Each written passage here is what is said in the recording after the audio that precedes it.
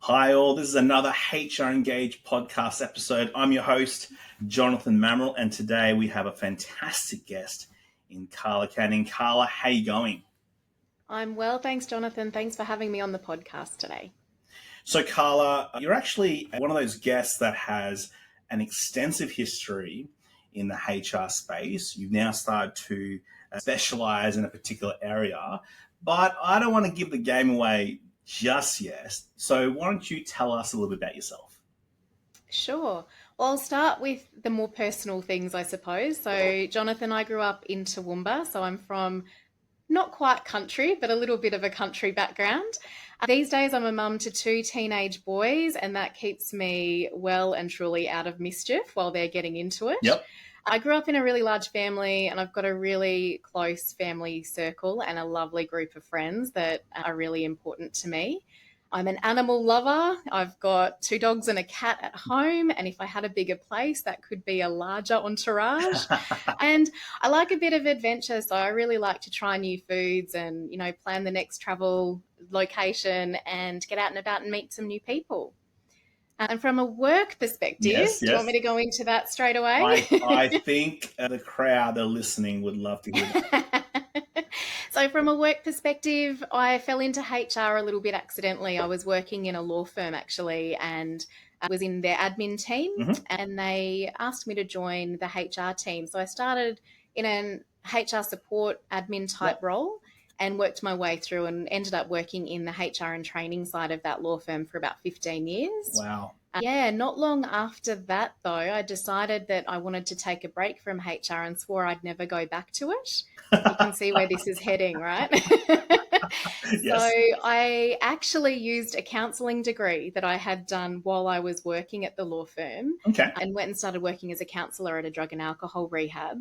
I loved that work and, everything in that kind of environment is intensified. So, the wins are amazing and the losses are quite extreme as well. But what I found is that working in community services and not-for-profits is that HR is often under-resourced. So guess who ended up responsible for HR at that drug and alcohol rehab? Let me guess. And so as I worked into leadership roles within the community services space, I often found that I ended up wearing the HR hat as well. And so after doing that for probably about 7 years, I think it ended up being in the end, I decided that it was time to be a part of the solution. And I started up my own business called Connect, Lead, Achieve. And now I help mostly community service organisations, not-for-profit, NDIS providers with all of their HR and training needs. It's one of the reasons why I wanted you to come on to this podcast is because you focused on a particular area, a particular industry in regards to human resources services. But the reason for that is because you found that they were chronically under-resourced in that area.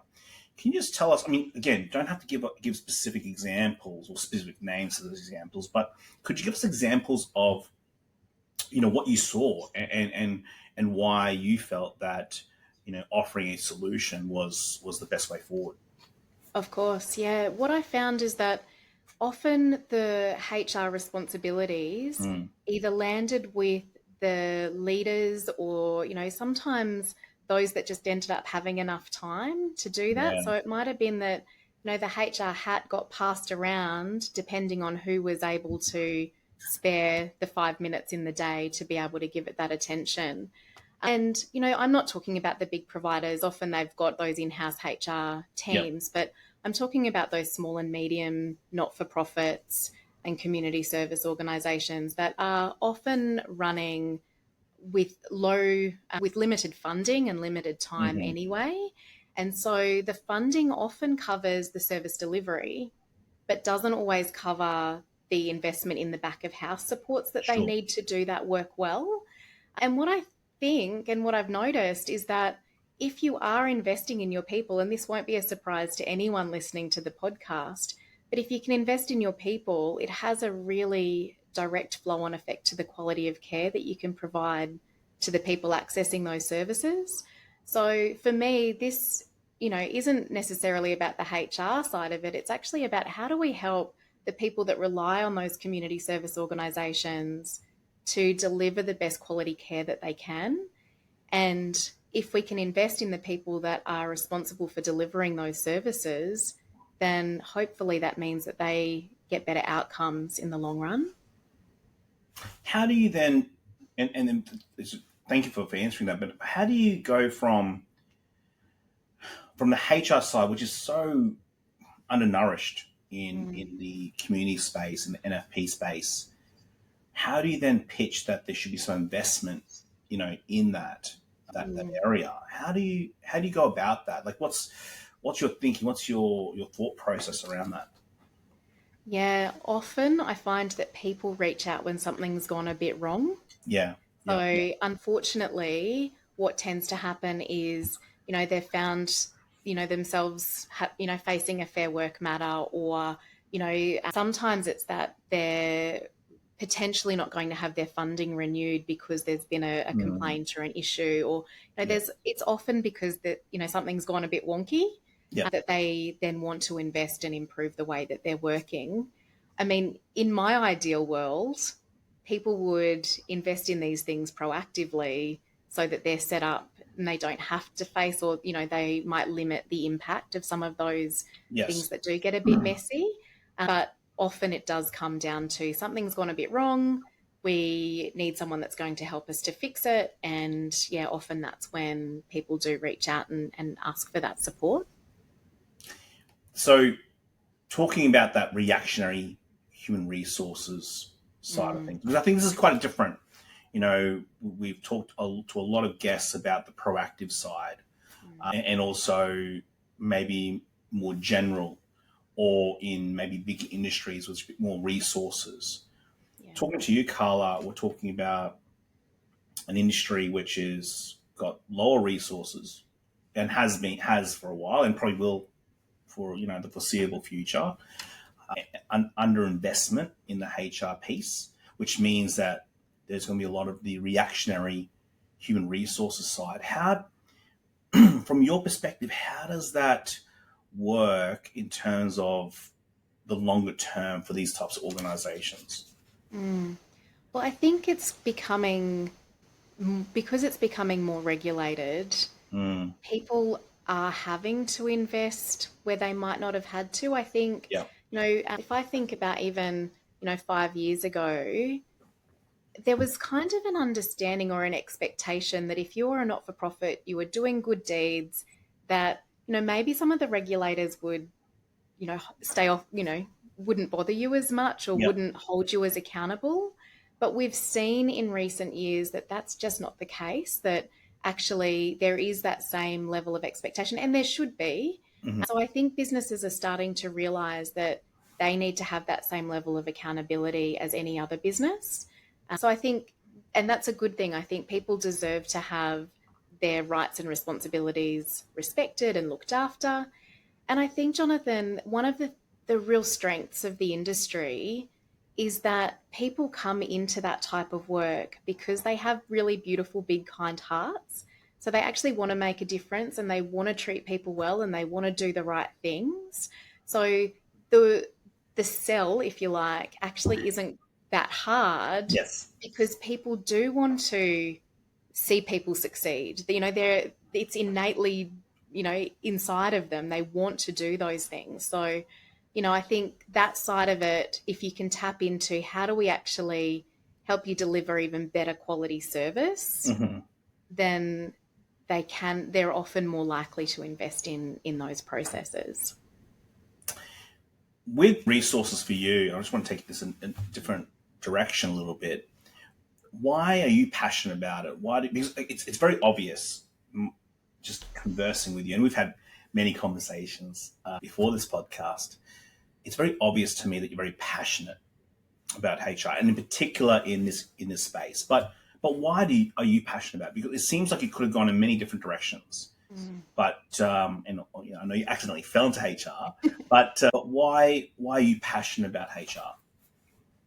Well, I stay in this work because I actually really enjoy people, and I think I can see when HR is done really well, the impact that that has on people, not just in the work environment, but the flow-on effect into their lives outside of work as well. Mm.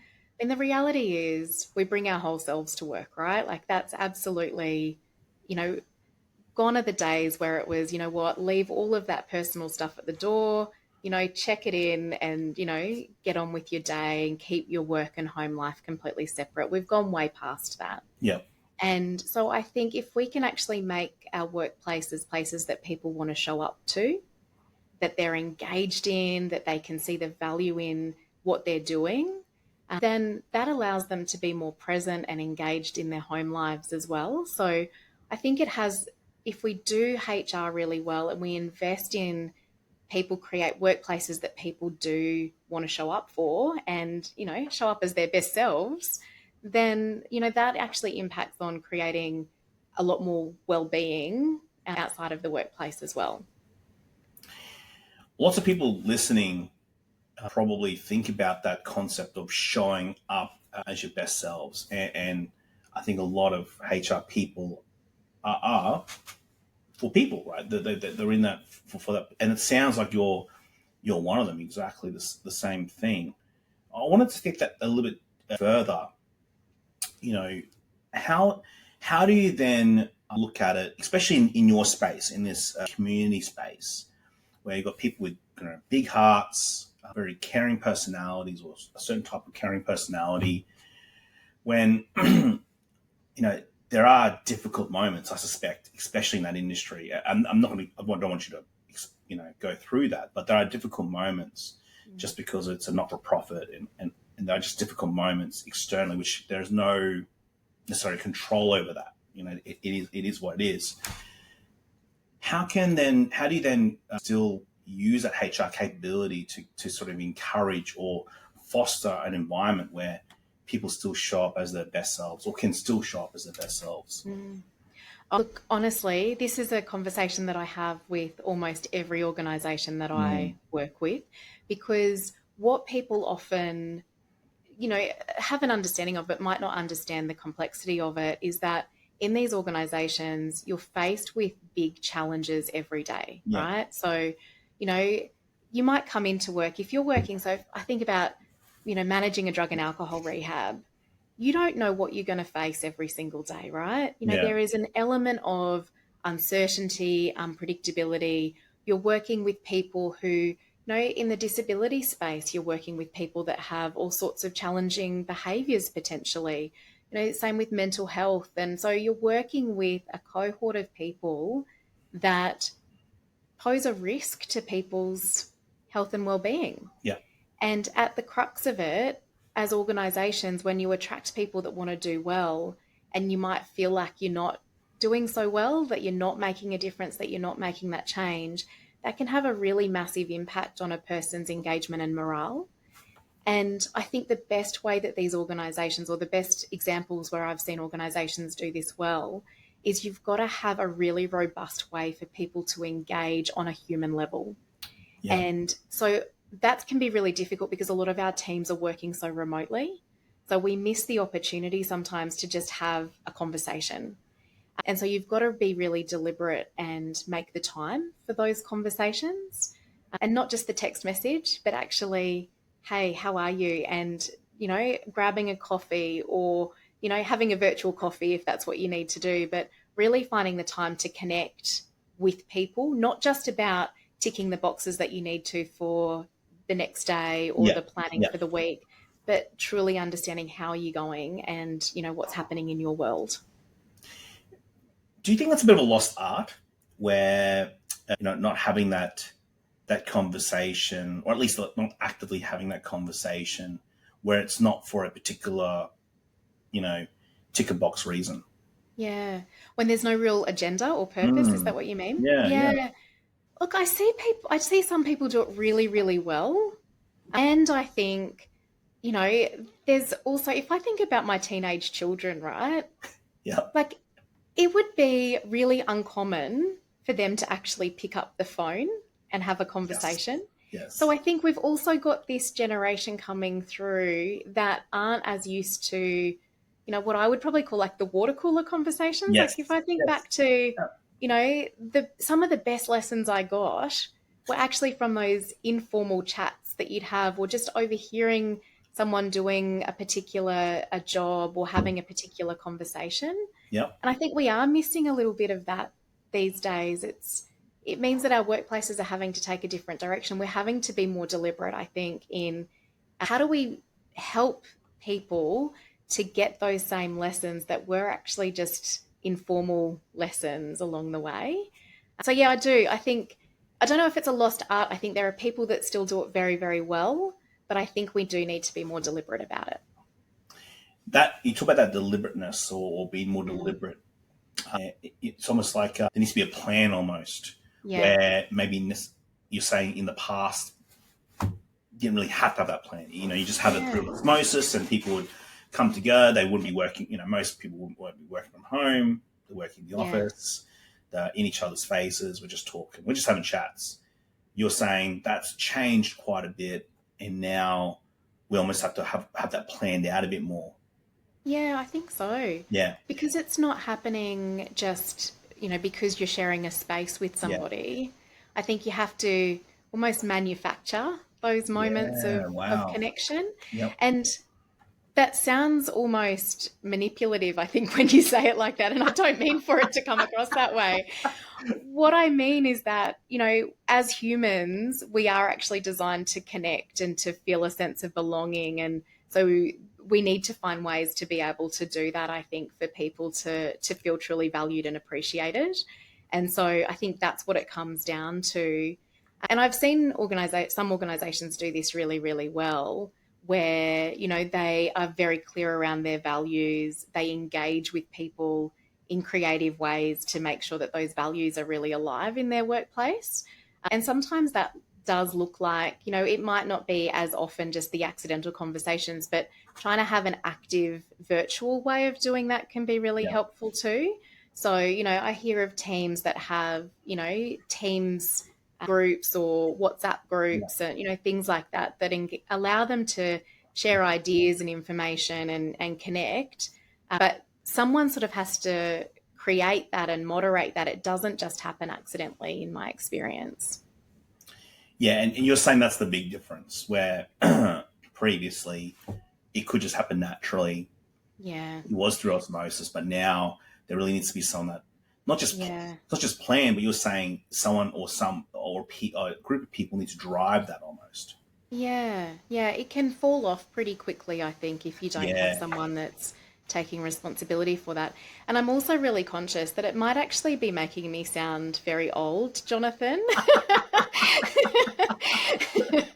So maybe I think the other part of that is for us to not just be bedded down in the way things were, but actually to put that out to people in our workplaces to suggest their ideal ways of connecting and creating that true connection as well, that it doesn't have to be the way things were. Actually, how are we as a team going to do this? What are the things that we need to do that's going to allow us to create those moments of, sharing stories, developing the workplace culture, learning from one another. And it doesn't have to be the way that it worked for me, but actually opening it up to the conversation so that we can find a way that works for our team. So that generational side, dealing with different generations, different thought processes, it can't, in your view, it's going to be very hard to happen naturally. It almost needs to be, as you said, manufactured in some respects, or maybe planned out. There's a strategy behind it almost. Yeah, and to engage with people so that they feel a sense of ownership and responsibility and can see the value in having those things in place. Carla, lots of people listening to this podcast or watching this podcast are maybe early career HR professionals. So I want you to maybe time travel a bit, Carla, and go back to the early career HR you. And what advice would you have for them? Yeah, I just think You need to be open to opportunities. Mm-hmm. I know I've just spent the last 5 minutes talking about planning things out and being really deliberate, and I'm going to completely contradict myself. I think sometimes, work hard, do the right things, all of that, make sure that you are positioning yourself for those opportunities. But you don't have to have every aspect planned out because you don't always know what's around the corner. I wouldn't have considered HR even as a career initially, right? So, being open to giving something a try and, seeing where it takes you, I think can be really valuable. But I think also, though, those opportunities don't necessarily come if you're not, doing the right things, following through, building the right relationships, having the right conversations, you know, working hard, meeting the expectations of your role and, perhaps trying to exceed them as well. Yep. So I think being open to those opportunities and trying new things, I think is really important when you're early on. It can be really easy, I think, to fall into just doing one particular area or specializing in a particular area of HR. Yes. And I think you can sometimes miss the nuance of what HR can bring if you're too focused on just specializing in recruitment or just specializing in, organizational development or just specializing in, insert your words here. Yeah. So being open to try new things and giving it a crack, I think, can be really good when you're just starting out because you never know what it might lead to. So your thoughts are that to be a bit more generalist or at least be open to other more opportunities. So, and then take those opportunities, put yourself in those positions, take those opportunities. And then after that, then you can start to sort of maybe start to focus a bit more on what you enjoy and what you like, what you're passionate about. Yeah, and I think because every area needs to interact so closely together, yes. that it's actually important to have an understanding of each of those areas so that you can be most effective. Even if you are in a really large organization that has those specialized functions, having a really good understanding of what each of them does and what they're, how they work and the language that they might use can really help, I think, to work more collaboratively and get better outcomes. Going on the other spectrum, we've got people who are listening who are, more senior, who've been in HR for a while, maybe even have a seat at the table. So what are two big pieces of advice you would have for any person in human resources right now?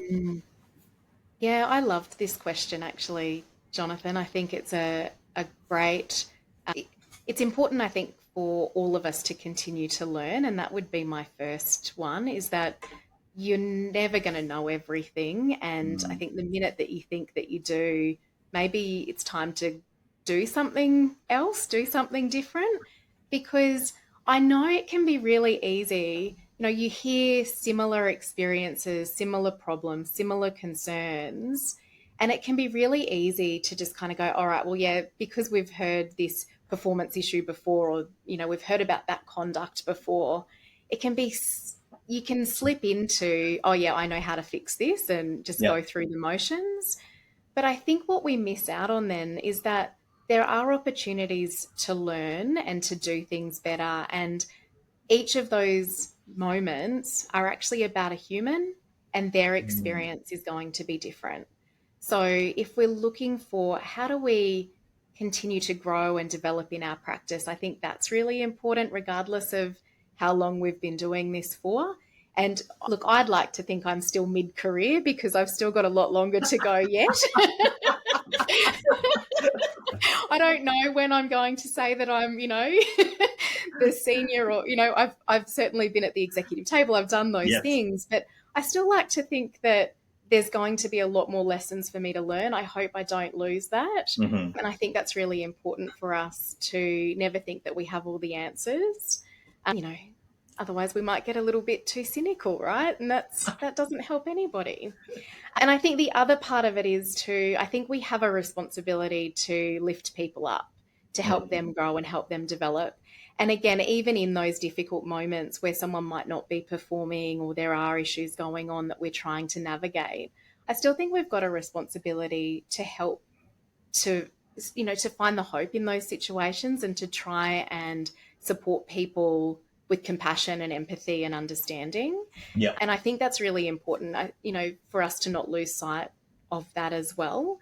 And the other part of that is we've got incredible young people that are coming into our organisations, and we don't want to dull their energy and their enthusiasm too soon. So I think we've got a responsibility to continue to help them grow and develop and to lift them up so that we can have organisations that truly thrive, that are really, really engaging and, and exciting places to work. And, it's our job to make sure that younger people are coming through and wanting to do this work and are engaged in this work and are excited about the prospects of doing this work well. It seems to be an area where a lot of HR discussion is being focused on, is that intergenerational interaction or generational interaction. Have you found the secret sauce? Do you know what the secret sauce might be to all that? No. Yeah, I have to ask the audience. Have you? No, not at all. Not at all. I think the only thing that I can see that works consistently is that we're all human at the end of the day, right? Yes. And, I started out this year, my goal for this year was to help the organisations that I work with put the human back in human resources. Yeah. And I think that's what works. It doesn't matter who you are, what generation you're from. It doesn't matter, what your background is. At the end of the day, we're all human. And, if we can really focus on having the right conversations, and actually asking people for their true input into the way that we work, the way that our organisations are run, then hopefully that actually gets us some way to solving that problem. But yeah, no, I certainly don't have all the answers other than trying to be really human-centred in the way that we work. What's the biggest challenge you're facing now in human resources, and how are you tackling it? I did a little bit of research on this one, Jonathan. I did an unofficial, very informal survey. So this is not Gartner stuff. This is not from No. This is not from Gallup. Like, we're talking this is purely Carla has gone and found this. Okay, all right. So it's not like Family Feud where you ask 100 people, right? It's not one of those things. No, I didn't ask 100 people. 100. I just asked some of my closest friends and some of my closest colleagues and the network that I engage with. Yes. And again, it was a bit of a generational thing that came out from them. So maybe that's why that's been top of mind throughout this conversation. Yes. A lot of people noticed that there's a real change in what work-life balance looks like for different generations. And there's a challenge. So a lot of the people leaders that I spoke to said that they're finding it sometimes a little bit difficult to navigate that, because they're coming from this experience that you come in, you work hard, you pretend like you love it, and you go home at the end of the day. And, and that's kind of what work life looked like. Yes. Whereas there's now this real understanding that actually our organisations kind of owe us more. We deserve more as employees. And there's a bit of tension in how do we navigate that. So how do we help people that are used to this older way or this more traditional way of working to maybe change some of their practices because actually it's healthier for them, but also how do we help maybe the next generation that really do have a clearer understanding also balance that with this real need to get this work done and to balance that. I guess it's Trudy McDonald is another HR lady. I'm sure most people listening here have probably heard of her. She talks about balancing empathy and accountability. And I think that that's really important in how we overcome some of these challenges. But yeah, really looking at the generational divide and what can we learn from each of those generations, not just expecting the new generation to do it the way that we did it, but actually looking at, well, actually maybe for those of us that did have that old school way of thinking, maybe there's something in that for us too. Maybe we can improve the way that we see our work and the way that we balance, our work and life commitments. So I think that that's a big challenge. And then the other thing that came through in my unofficial survey was that there seems to be more fear and worries from leaders in how to have difficult conversations. So it's almost like there's so much training and development out there to help people have those conversations, but almost we've gone the other way, that it's created more fear and worry about how people can do it. So certainly some of the people I spoke to said that they're seeing a lot more people avoiding having those conversations, which I think means that it becomes a bigger problem down the track. It becomes a lot harder to deal with, because we all know if we can address a problem before it's a problem, that's the best outcome.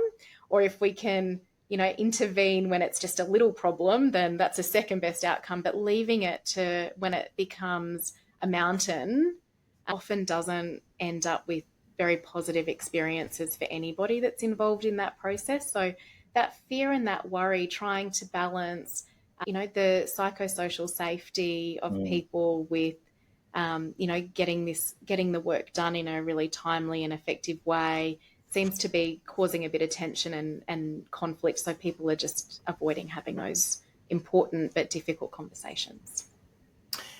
There are definitely two challenges that HR are definitely dealing with. I'm very interested in the one that you talked about, which is the work-life balance. I think that's one where potentially I haven't heard of a solution just yet to it. It seems to be, because I think, and I think you put it really well, which is each generation almost has a different view as to what that looks like. But the big difference is between the up and coming generation and maybe the generation that's probably at the top of the table right now. That gap is quite big as to what they foresee as that balance. How do you think the leaders who are at the top table or who are at executive level, how do you think those leaders need to adjust or need to work with that young, that real young generation? I mean, we're talking about the generation that's really just coming through. Yeah, look, it's a tricky question, Jonathan. I think one of the things that that can get in the way sometimes is that we do overthink it. Yep. I think sometimes we actually just need to sit down and have a real conversation and be really open that, hey, I'm trying to understand this from your point of view. Can you help me understand what the ideal scenario would look like for you? I think the other problem sometimes is that we get so caught up in what's the issue that we spend so much time talking about the problem that we don't necessarily then move into what's the solution to that problem. Yeah. And certainly in some of my conversations in the lead up to the podcast, there was definitely this real sense that we have started to create space for those conversations, but perhaps don't have the skill sets to then turn it into how to solve it.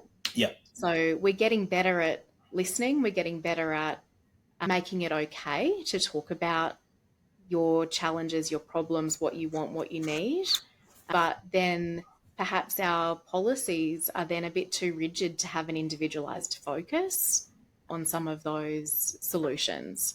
So I don't know that that solves the problem, Jonathan, but I think that that's part of the challenge, is that we have created space for the conversation but might not necessarily have the skills to then round the corner and find out how we fix it.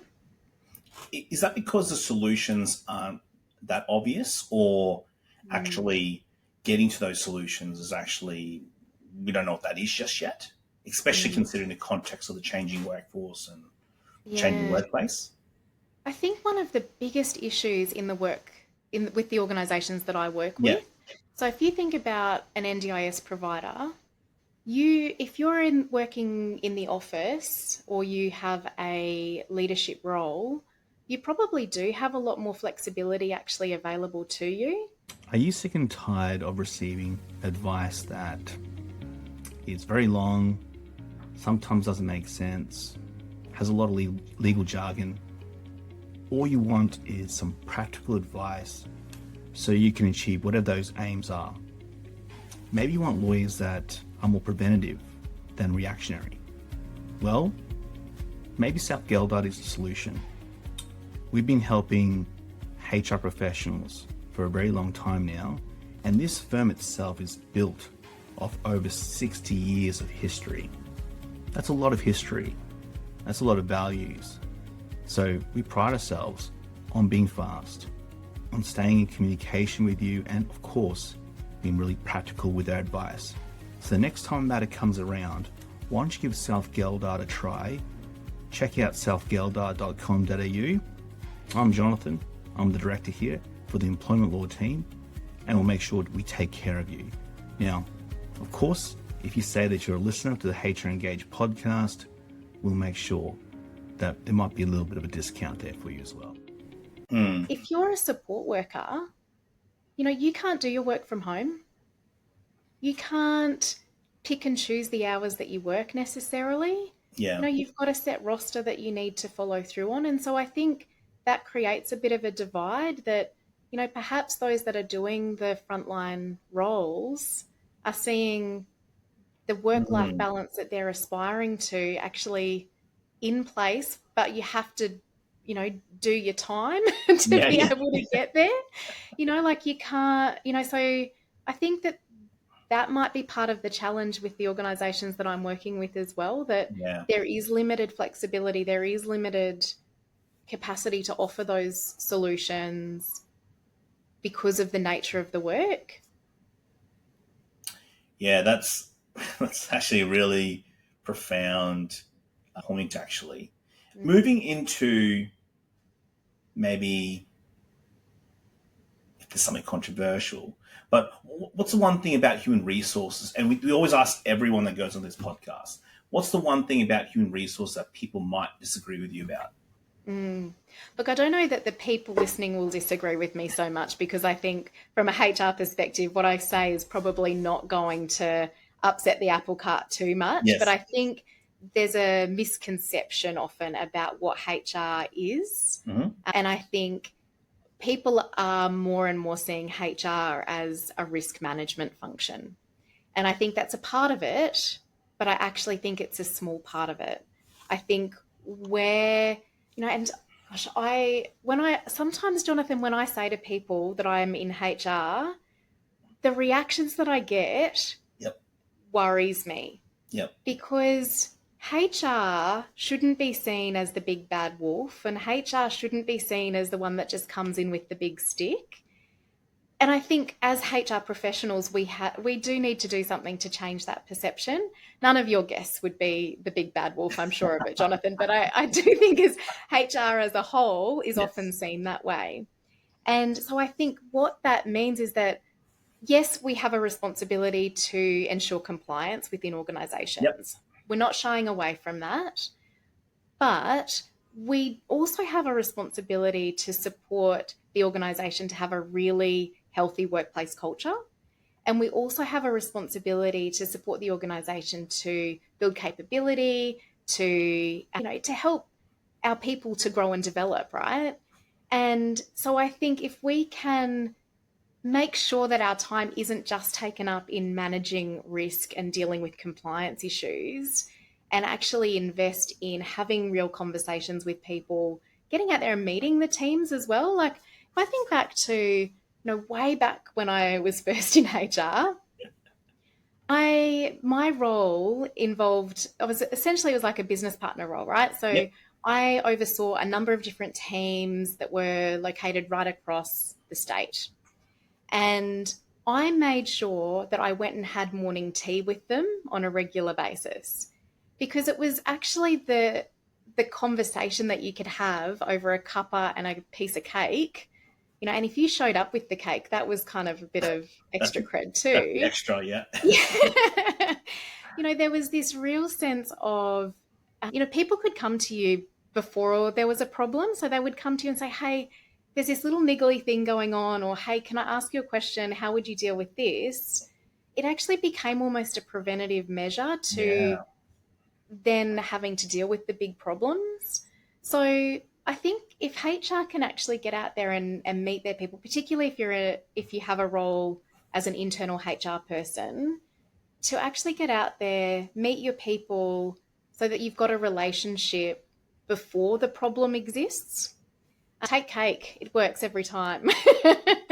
So I think that's the big thing for me is it's not just about compliance. We've got to be thinking about those other key HR functions as well. And if we just talk about culture and capability, those two will go a really long way to helping you do your job better, and so that your people, when they do say, "Oh, you've got an appointment with HR," it's not that sense of dread, Yeah, but it's yeah, actually, yeah. "Oh, I wonder what exciting thing this could be." Maybe that's a bit of a stretch. Well, I think it ropes back into that idea that you talked about, which is that being able to manufacture, and I know you said that you sort of said, look, that's probably not the right word, but I think it is in some respects the correct word, which is to manufacture the interaction. And you talk about that example of taking cake, to the morning tea, to have those informal conversations that are very much preventative in nature. And of course, I'm sure you have more general conversations, how the business is going, how different departments are going, which I think is very helpful as well in terms of all types of other plans as well, I suspect. So I think that ropes in very, very nicely to what you were saying previously, which is if you can somehow manufacture that, have that planned out a bit, and then, of course, cake helps a little bit as well, right? Of course. Cake fixes everything. Cake fixes everything. There you go. That's going to be the quote from today, isn't it? That's the quote from today, mate. That's the one. Or So, cocktails is the other option. so our tradition here on the HR Engage podcast is that we ask these rapid fire questions. Basically, when I ask you a question, first thing comes to your mind, just give the answer, okay? Sound good? Sure. Yep, sounds great. Awesome. All right, so let's start off with, what is your favorite movie, Carla? Yeah, my favorite movie is Forrest Gump, and I know it's an older movie, so if you want a more contemporary reference, I did go and see Thunderbolts recently and would recommend. Thunderbolts is good. Yeah. Forrest Gump is a good movie, and the movie that beat Pulp Fiction and Shawshank Redemption to the Oscar that year. So yeah, right. Maybe a little controversial, but yes, great movie. Well, Pulp Fiction and Shawshank Redemption are two of my faves as well. So maybe my entire culture reference is actually that year. Anything past 2000, maybe I don't have anything to comment on. Just stuck in the 90s. That's it. Yeah, that's right. What is your favorite holiday destination, Carla? I had an incredible holiday to the Cook Islands about 12 months ago. Okay. And I've been dreaming of it again because of the cold weather in the last couple of weeks. The Cook Islands just had the most perfect temperature at this time of the year. I've never seen water that is clearer and more beautiful. The snorkeling was amazing. Wow. And yeah, I would highly recommend Cook Islands as a Okay, all right. Cook Islands, a place to maybe check out. Okay. Apart from family and friends, who has inspired you the most? There's a professor that I had at uni. So this is when I was doing human services and counselling. And there was this professor, and I actually quote her quite regularly. She was an incredible lady who just seemed to be able to do it all. And I remember asking her one day, how do you make this look easy? Like, how do you juggle family, work, volunteering, like all of this incredibly rich life? And her answer to me really blew my mind, and I've never forgotten it. So she said that she finds a couple of times every day to sit down and have a cup of tea by herself, if possible. And as she sips her tea, she just says, "This tea is for me." And it's just that real moment of, we often think about self-care as being these big gestures like booking in the massage or booking the Yeah. holiday. And look, I'm not saying don't do those things, but actually for me, it was that real reminder that it's the little moments every day that we need to be committed to keep ourselves healthy and well. So, I think about, her name was Eileen, and I think about her regularly. And I try very hard to have those little mindful moments every day. And I'm definitely not as good at it as Eileen was, that's for sure. But I'm aspiring to be like that. That's excellent. That is so good. And what is the thing you do outside of work that you're passionate about or sort of keeps you going? Yeah, look, I'm usually working towards something, some kind of adventure or, Okay. a trip or something like that. So the thing that I've been working towards lately is I signed up to do the 30-kilometer coast trek at the Sunshine Coast, and it's on Friday Okay. this week. So yeah, it seems like a really good idea back in February, and now I'm questioning my choices. I Now you got to kind pay of the piper. like, You got to pay the piper now. yeah, that's exactly right. Well, I'm locked in, so we've got to do it now. But Right. I like to have something that I'm working towards. I like to have a goal that's sort of separate to work, and I like to have something that challenges me a little bit. So yeah, that's what this one was all about. I'm never signing up to do a marathon. I've got sisters that are very good at running, and I've never enjoyed that. But I'm happy to do a long walk. Okay, cool. And that is a long walk, Carla, just like Yeah, yeah, and some of it's on sand. That's the part I'm nervous about. I haven't done a lot of training on sand. Tell us something about yourself that people don't know about you. Yeah, look, one of the things I really love is I love to volunteer, and I love to try. Look, I guess I like to give back a little bit. Yeah. So one of the things that I did at the end of last year, so over Christmas, I went to Laos for a month, and I volunteered and helped to teach English at an English school that was attached to a monastery. So a lot of my students in those classes were novice monks, which was a really interesting experience. So yeah, that's one of the things I really like to do. I like to do something that I hope means that I'm making the world just a little bit better. Just going on from that, if you could recommend a book, movie, TV show, or podcast to listeners, what would it be and why? Yeah, so I'll give you a podcast and a book. So the podcast that I listen to almost every week is called The Imperfects. And it's so there's a book called The Resilience Project. That's not the book I'm recommending though.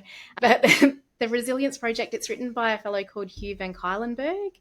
And the podcast that they've created as a result of that book just has a lot of feel-good moments. So they interview some really interesting people that have really fascinating stories. So it's almost like a little weekly bit of inspiration, and I really enjoy that. So yeah, I would highly recommend The Imperfects.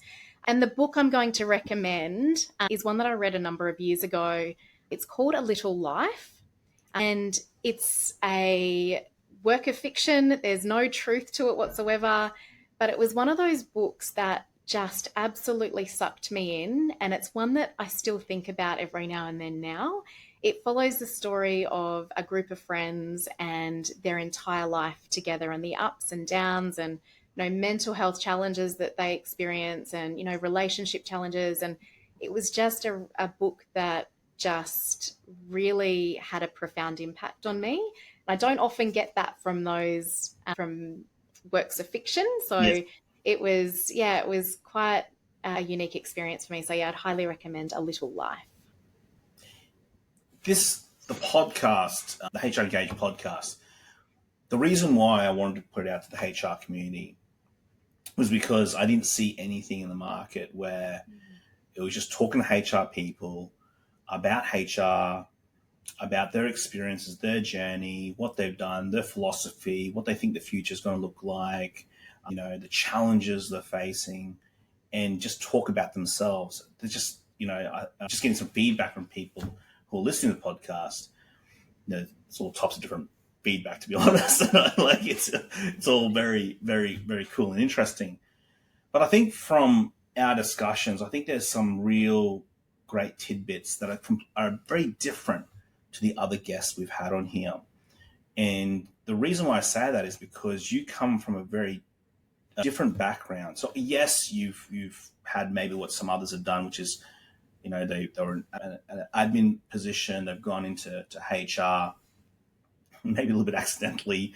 I think what's interesting about your journey is that you've gone into an area where, not-for-profit, community services, NDIS, these areas, as you say, are there's a lot of underinvestment, in particular around human resources. And so your view on things are quite different, a little bit different. And I think a lot of people listening will get, it's great to think of the frameworks and to think of the bigger picture, but also to think about it from a more, from the practical side. I think the point that you had about, yes, we've got to learn to listen. Yes, we've got to do all those things, but also, like, what is actually the solution to some of these issues? What's the solution? Once you've had the conversation, what's actually the solution? These generational issues, yeah, okay, identifying that, but what's the solution? And I think working towards that, as opposed to just putting all the effort into doing it, but putting some effort into the solution. I think that was a really good point that you brought up. And I don't think many people have thought about that. They've thought about it from the perspective of, why we should do it. Why should we have a conversation? I think there's a lot already been answered to that. I think that whole idea of, and also accepting that those solutions are different, right? Different organizations, different people, solutions are different, which probably makes HR very hard right now. Right, Carla? Yeah, I do. But I think it's also as hard as we make it, isn't Yes. it? Yeah. I think sometimes, we there might be a simpler solution there if we're open to it as well. And yeah, I think doing something is better than doing nothing. So, even if you don't know exactly what the answer is, just taking some first steps, you'll work it out. And as long as you're happy to change direction if you feel like it's not quite working, then I think that's okay. Particularly in smaller organizations where you can be a lot more agile and nimble, I kind of like that space where, hey, look, let's give this a go. We don't know if this initiative's going to necessarily get us to where we want it to be, but let's have a crack and, let's try something new. And hopefully it at least gets, it at least gets people thinking and, trying to improve where things are at. You talked about just as well, and I wanted to hit one last point, which is you said, looking to put human into human resources. And I think quite a few HR professionals talk about that. But what do you specifically mean by that? Look, I didn't come up with that phrase. It's just something that I I wish I had. I don't think I'm quite that clever. But I do think putting the human back in human resources for me is really that point around, this isn't just about a ticker box exercise. This isn't just about following a process or managing the risk. This is about people. And whether that's about the service users that are accessing the services that we're providing, whether that's our internal staff and, and workforce, because even, in a lot of the organizations I work with, we're talking about volunteers as well. Yeah. So, there's a lot of people. We're never going to be able to please everybody, but we can certainly be open to hearing their ideas and help and empowering them to come up with the solutions. My experience is if you give people the guidelines and say, look, this is what we need to do, how are we going to get there?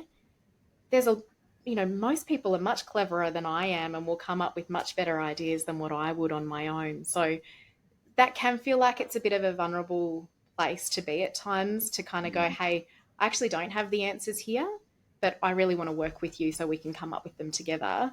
I actually think it builds more trust in organizations, but it also means that people are invested in the way forward and the outcomes that you achieve. Yeah. Carla, it's been an absolute pleasure speaking to you. I think just having that different perspective, I think is going to give so many golden nuggets to those who are listening. I think anyone from the up-and-coming HR professional to those who are experienced and are still wanting to learn and grow in their position. I think HR is evolving, it's changing. We're already seeing that with the challenges that maybe in previous generations we haven't had to deal with. I think it's quite, we're in a different phase of human resource. And I think your thoughts on that subject has been really interesting. I'd like you to leave us with is there a quote or a moment inspiration you'd like to leave us with? I think that Michelle Obama sums up HR better than anybody else when she says, when they go low, we go high.